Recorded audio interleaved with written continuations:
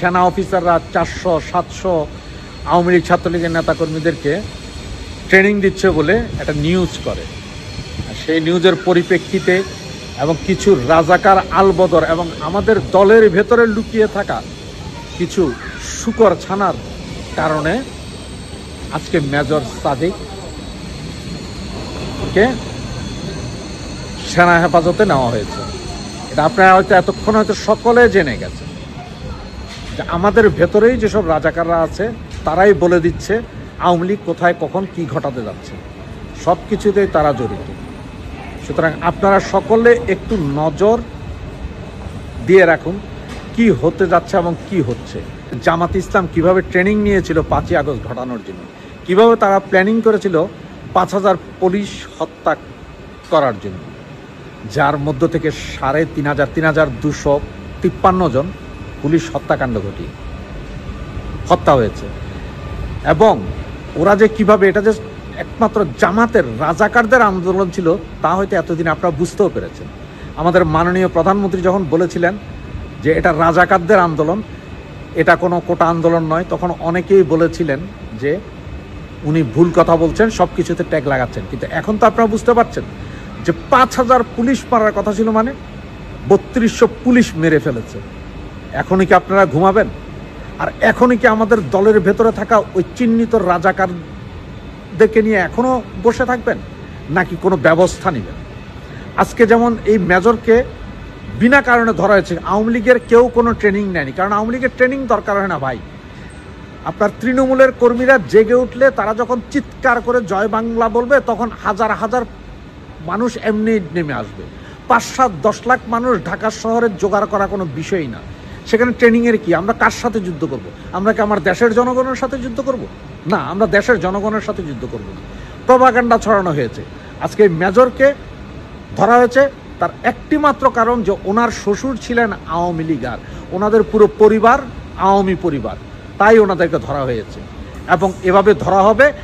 এবং এখন হয়তো জেলখানার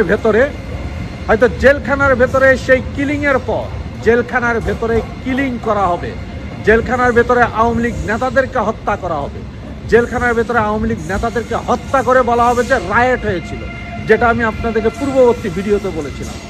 যে একটা জুনিয়র ছেলে মেজর সাদেক, তাকে তার ওয়াইফ পুলিশের এএসপি দুজনকে উত্তরার একটা বাসা থেকে গ্রেপ্তার করেছে এবং তাদের বিরুদ্ধে অভিযোগটা কিন্তু খুবই গুরুতর। তারা আওয়ামী লীগের কর্মীদের প্রশিক্ষণ দিচ্ছিল। কেউ কেউ বলছে যে আওয়ামী লীগের কর্মীদের গেরিলা প্রশিক্ষণ দিচ্ছিল। এই প্রশিক্ষণ নিয়ে আওয়ামী লীগের কর্মীরা ইউনূস সরকারকে উৎখাত করবে। মানে গল্প প্রতি সরকারি টুকটাক করে, কিন্তু এরকম গাঁজাখুরি গল্প, এই চিত্রনাট্যগুলো কারা লেখেন, এটা নিয়ে আমার একটু খুব জানতে ইচ্ছে করে। সেই চে গুয়েভারার কথা মনে পড়ছে। সেই বলিভিয়ার বনে 12 জন বিপ্লবীকে নিয়ে তিনি বিপ্লবের স্বপ্ন দেখেছিলেন। তো বাংলাদেশে মনে হচ্ছে সেই রকম বসুন্ধরার কোথায় এক কনভেনশন হলে সেখানে 400 জন আওয়ামী লীগারকে তিনি ট্রেন আপ করেছেন। এছাড়া আরো পত্রিকা দেখলাম যে মোটামুটি 1900 আওয়ামী লীগারকে নাকি তিনি ট্রেন আপ করেছেন। এই 1900 আওয়ামী লীগার ডক্টর ইউনূসকে উৎখাত করবে। আচ্ছা, ডক্টর ইউনূসকে উৎখাত করার জন্য আওয়ামী লীগের 1900 কর্মীকে ট্রেন আপ করবে, তারা কি করবে? এই মেজর সাদেক আবার নাকি উনি রামু ক্যান্টনমেন্টের 36 ইস্ট বেঙ্গল রেজিমেন্টের অফিসার। 5 মাস ধরে তিনি ক্যান্টনমেন্ট থেকে অনুপস্থিত। আর্মির কি এই অবস্থা যে 5 মাস ধরে একটা অফিসার অনুপস্থিত, কিন্তু তারা তার কোনো ট্রেস করতেছে না বা কোনো খবর নাই? ওয়ারেজ রামু, আপনারা জানেন যে এই মিয়ানমারের সাথে মানবিক করিডোর নিয়ে রামুতে একসময় খুব উত্তেজনা ছিল। এমনও চিঠি আমরা দেখেছি যে রামু থেকে কোনো অফিসার বা সৈনিককে ক্যান্টনমেন্টের বাইরে যেতে মানা করেছে, আর সেইখানে একটা মেজর 5 মাস ধরে নাই। আওয়ামী লীগের কি এই মুহূর্তে গেরিলা সংগ্রামের প্ল্যান আছে? গেরিলা সংগ্রাম করার কি প্রয়োজন আছে? ডক্টর ইউনূস যা করছে, গত 1 বছর ডক্টর ইউনূস যেভাবে একের পর এক ব্যর্থ হচ্ছে, এখানে আওয়ামী লীগের কিছু করার আছে? আওয়ামী লীগ তো চুপচাপ তাদের ঘর গোছাচ্ছে, তাদের সাংগঠনিক বিভিন্ন কাজ করছে, আগামী নির্বাচনে তারা কিভাবে অংশগ্রহণ করবে, সেই নির্বাচনের সম্ভাব্য প্রার্থী কারা হবে, এইসব কাজ করছে। তাদের সভানেত্রী এবং অন্যান্য নেতৃবৃন্দ বিভিন্ন কর্মীদের সাথে যোগাযোগ করছে, ভার্চুয়াল মাধ্যমে কথা বলছে। তো এইখানে তো আমি তো এগুলো একটু ফলো করি, আমি তো কোথাও দেখলাম না যে আওয়ামী লীগ এরকম গেরিলা যুদ্ধের প্ল্যান করছে। আরো হাস্যকর হলো যে এই গেরিলা প্রশিক্ষণ আপনি ঢাকায় দিবেন, ঢাকায় যেখানে গোয়েন্দারা গিজ করে, আর্মি আছে, র্যাব আছে, পুলিশ আছে, কেউ টের পেল না। এই কর্মীদের নাকি সে আবার ওই মিরপুর ডিওএইচএসএস আরো ঢাকার কয়েকটা জায়গায় ট্রেন আপ করছে। কি ট্রেনিং দিছে? অস্ত্র ট্রেনিং, সশস্ত্র ট্রেনিং?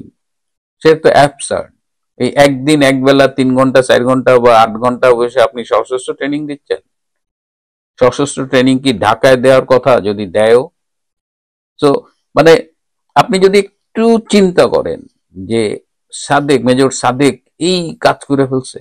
আচ্ছা, মেজর সাদেককে কেন টার্গেট করা হলো বলেন তো?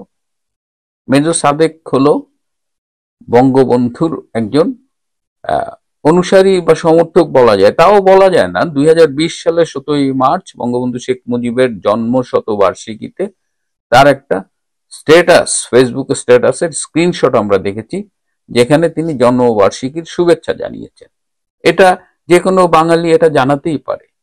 আমাদের এই যে সেনাবাহিনী, তার যে অফিসার, তার এখনো 80% লোক এই মুক্তিযুদ্ধের পক্ষের।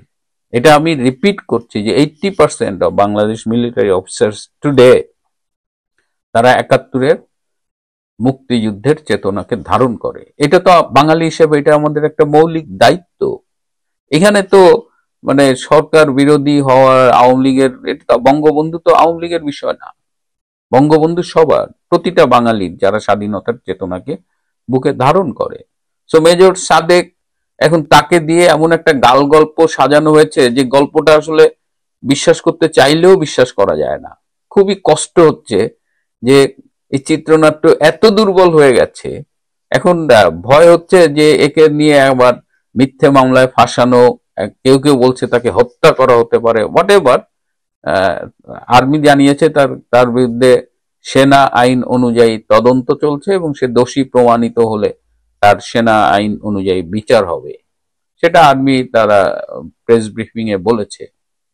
কিন্তু আমি এই কালকে নিউজটা পড়ার পর থেকে ভাবছি যে আসলেই এতটা আবাল অর্বাচীন মেধাহীন লোকজন এই ইনুস সরকারের আশেপাশে ভিড়ছে যে তারা এখন তো তারা চরম বিপদে আছে। আপনারা জানেন যে এই যে জুলাই সনদ নিয়ে শাহবাগে তারা অবরোধ করে আছে এবং সেখানে সাধারণ মানুষজনের যে রিয়াকশন আমরা দেখতেছি, এবং তাদের কিছু বলতেছে যে জুলাই সনদ যদি সংবিধান অন্তর্ভুক্ত না হয় তাহলে তাদের ফাঁসি হয়ে যাবে।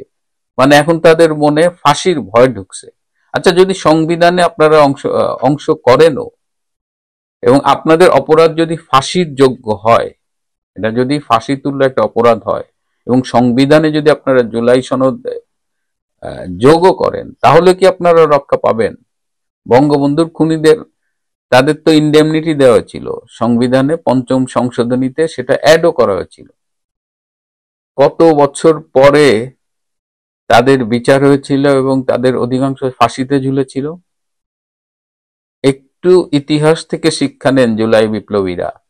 এত ফাঁসির জন্য ভয় পাচ্ছেন কেন? বিপ্লব করছেন, সাহস থাকতে হবে। বিপ্লবীরা সূর্য সেনের মতো ফাঁসির মঞ্চে গান গাইতে গাইতে হাসি মুখে চলে যাবে। আর আপনারা এখন এই জনগণের দুর্ভোগ তৈরি করছেন এবং জনগণ তো গালাগালি করতেছে দেখলাম সোশ্যাল মিডিয়ায়। আপনাদের তো, আপনারা যেটা বুঝতে চাচ্ছেন না, স্বীকার করতে চাচ্ছেন না, সেটা হলো যে গত বছরের জুলাই আগস্টের জনসমর্থনের তলানিও মানে সামান্য এখন অবশিষ্ট নাই। এখন যা আছে সেগুলো হলো যে শিবির, জঙ্গি, জামাত, এইগুলো আছে। আর বিএনপি সে তো তার রাজনৈতিক দেউলিয়ত্ব যতই দিন যাচ্ছে সেটা আরো প্রকট হয়ে উঠছে।